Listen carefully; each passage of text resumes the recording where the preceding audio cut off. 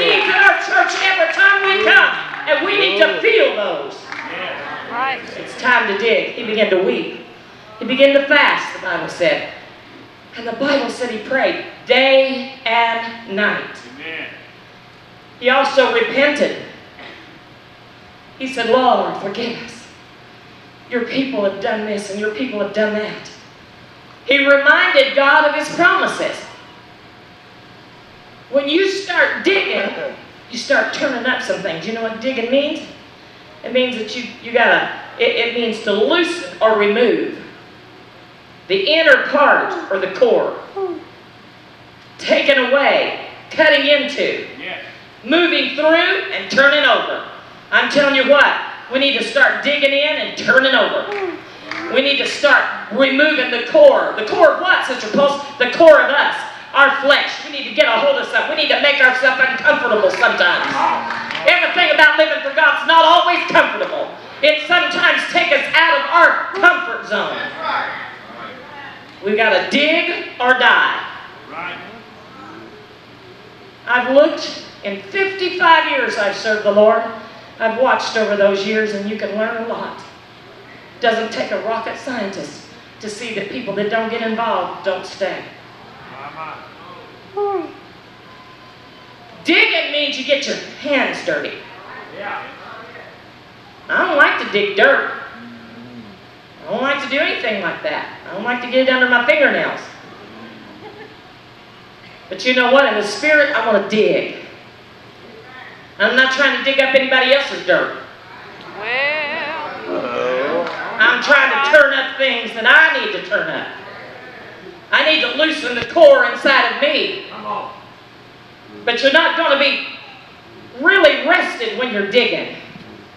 You know what? It is so fun to serve God. It really is. It is for me. I never know where I'm going or what I'm going to do. It's exciting. You don't never know what the Lord's got for you. But sometimes it's a little uncomfortable.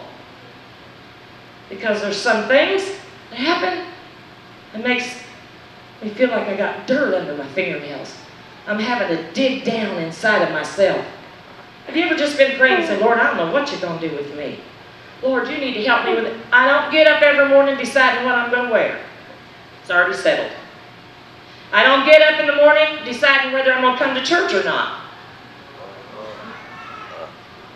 I don't get up in the morning deciding if I'm going to go out and go partying and drinking. I just don't have to settle that. That's already settled. But there's a lot of things inside of me. It may be things that I might feel nobody else knows. It may be things that I have to say, no, I'm not going to think like that. No, devil, you're a liar. And you know what? Maybe our personality, our attitudes. Children aren't the only ones that get attitudes. And you know what? I got to dig out that core. I got to get some dirt under my fingernails. The Lord let me know I got to dig or die. If you don't dig, He can't bring the water. If you don't dig, He cannot quench your thirst. So Nehemiah began to dig. The Bible says in Matthew 5 and 6, He will fill those that hunger and thirst after righteousness. You know, when you're digging, you hit opposition. Sometimes you're digging and you hit a big old rock. You hit some concrete. You hit a root. You can't hardly get through it, but you got to take your time and you got to get through it. If you're wanting to dig something bad enough, you're not going to stop. You're going to do whatever you got to do to get through that. You got to do it. You got to turn it over. Sanballat and Tobiah came by when Nehemiah, you know, he didn't only just fast and pray and all that. He requested something from the king. He went to the king. It was about a month before. And then the king decided something's not right, Nehemiah. And he began to question him. And he sent him with horsemen. He sent him with papers. And he went out. And when he got there, just to survey it, the Bible says he didn't take anybody else with him. He just kind of slipped in the night. Didn't even take another beast there. He just looked the situation over. There better be some times we get all by ourselves. It's good. Family prayer is good. Church family prayer is good.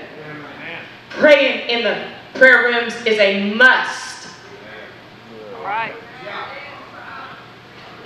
It is. I don't want to personally come and just skim on the top and shout over somebody else's prayers. I want to have some of my own in there. But you know what? You got to get by yourself if it's in your vehicle, if it's in your kitchen, if it's in your backyard. There better be a time you do some digging. Nobody else can hold your shovel. You got to dig or die.